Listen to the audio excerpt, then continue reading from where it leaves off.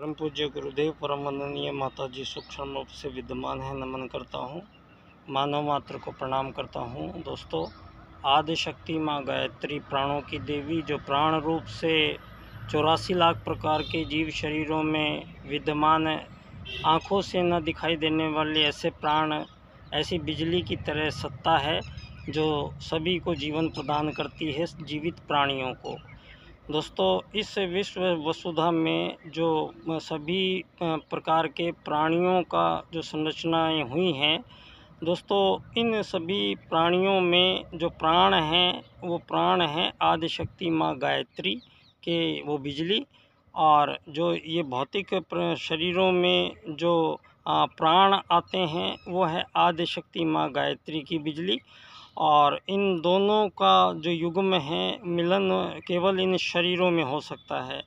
धरती पर 84 लाख प्रकार के किसी भी जीव शरीर में ऐसा कोई अंग प्रत्यंग नहीं है जो प्राणों को धारण कर सकता है। प्राणों को धारण करना के उस अदृश्य परमात्मा का वो आत्मा भी अदृश्य शक्ति है।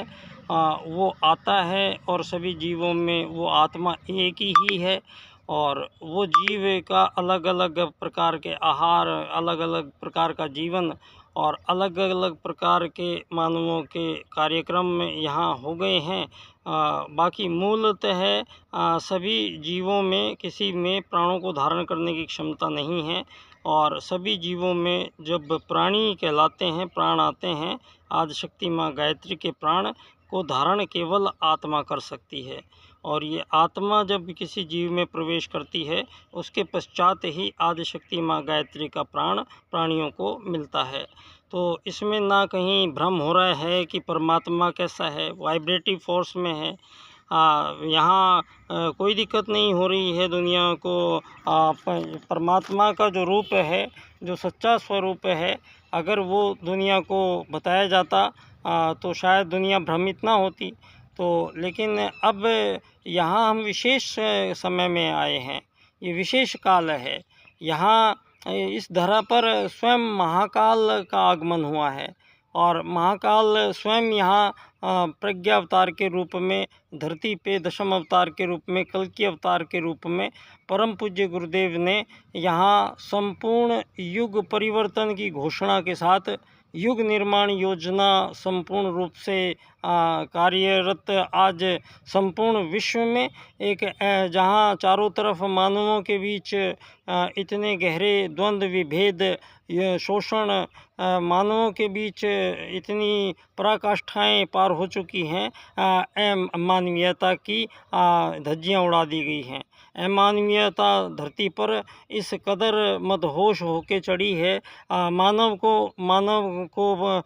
ही मानव को बहुत ज़्यादा टॉर्चर करके उसको आनंद मिल रहा है। धरती पे मानवों को एक दूसरे को तकलीफ़ पहुंचाकर आनंदित महसूस किया जा रहा है।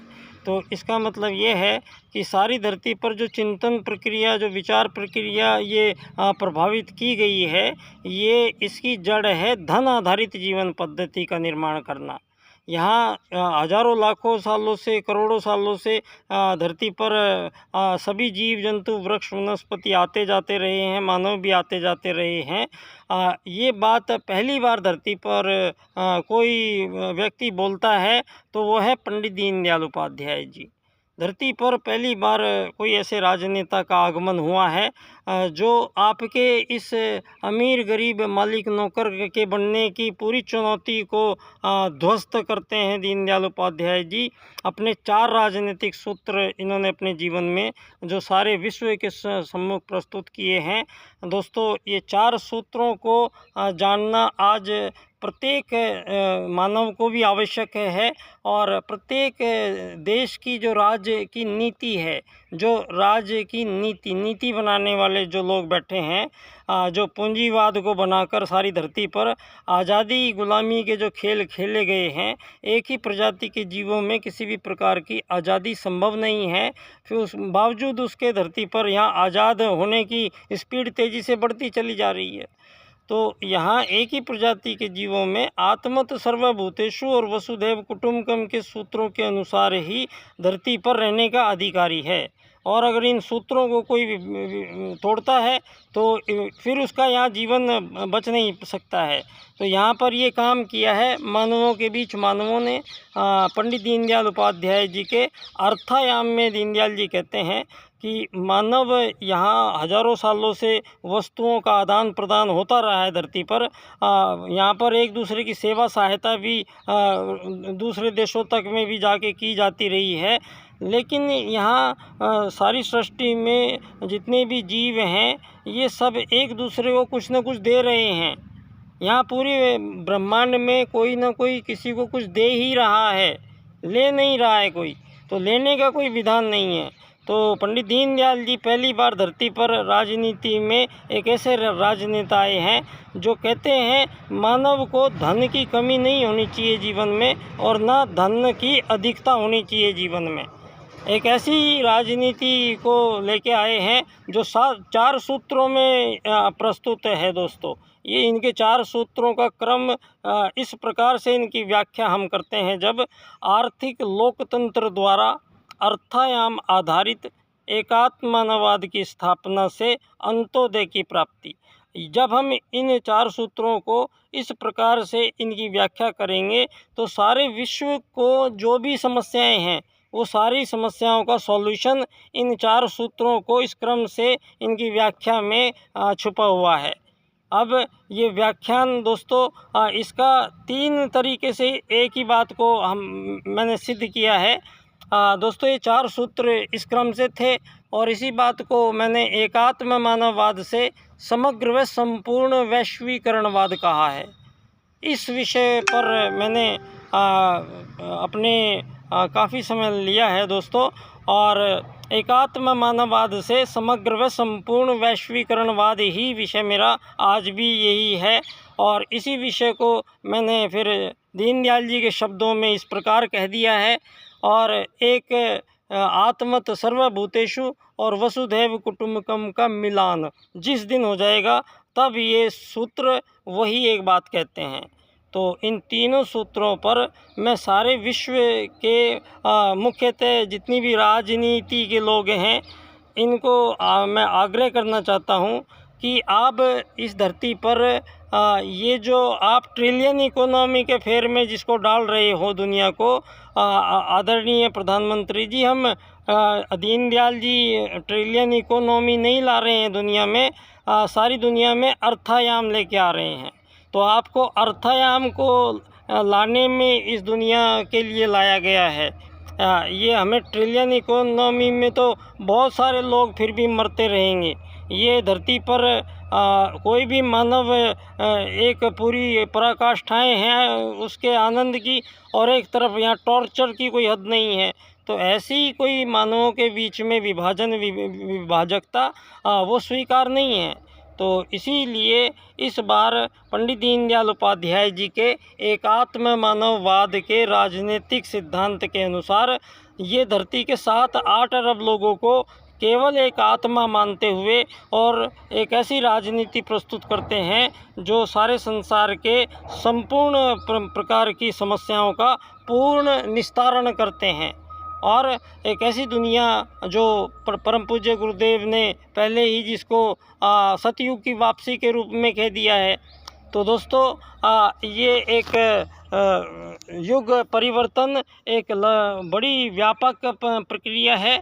और इसी प्रक्रिया में दोस्तों हमारे देश का सौभाग्य है उसी मथुरा में जहाँ गुरुजी उस समय इतने कठोर तप में लीन थे, उसी समय ये पंडित दीनदयाल उपाध्याय जी अपना एक साल यहाँ पर यातनाओं में और अपने आप को दोस्तों इनके सभी लोग 18-20 साल के हुए जब तक इन्होंने सबको खो दिया, सब मर चुके थे।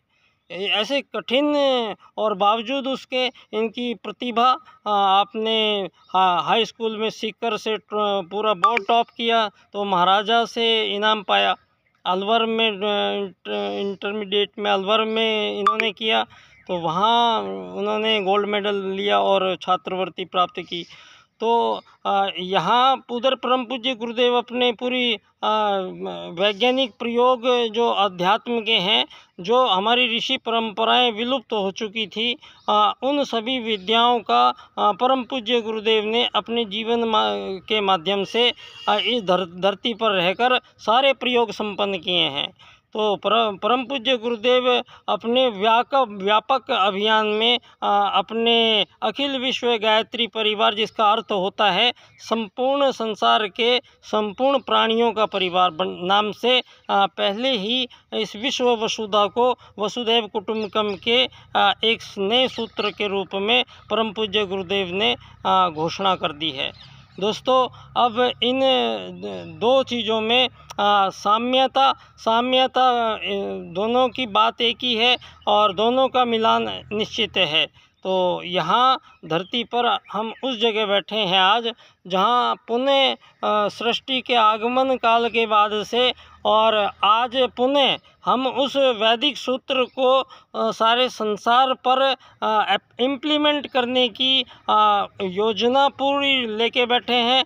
और हमारा सौभाग्य है कि इस धरती पर मानवों के बीच जो ये अमीर गरीब का जो खेल खेला गया है, इसको पूर्णतः दीनदयाल उपाध्याय जी इस धरती से अलविदा करते हैं और एक ऐसी दुनिया का निर्माण जहां धन की कमी किसी मानव को जीवन में नहीं आएगी और ना ही किसी के पास अधिकता होगी। तो ऐसी परिस्थिति का निर्माण आर्थिक लोकतंत्र से ही होगा और एकात्म मानववाद के सिद्धांत की स्थापना करने से होगा। तो दोस्तों, इनके सूत्रों को इस क्रम से हम इनकी व्याख्या करेंगे। तो इनका जन्म दिवस 25 सितंबर आपको आमंत्रण है। आप सभी लोग मेरे व्याख्यान में ज़रूर पधारें। धन्यवाद। मैं बच्चा डॉक्टर बाल्यकाल सेवा संस्थान का अध्यक्ष पंडित दीनदयाल उपाध्याय जी की जन्मस्थली धानक्या स्टेशन, जयपुर, राजस्थान से परम पूज्य गुरुदेव परम वंदनीय माता जी को पुनः नमन करता हूँ। आप सभी को प्रणाम, धन्यवाद।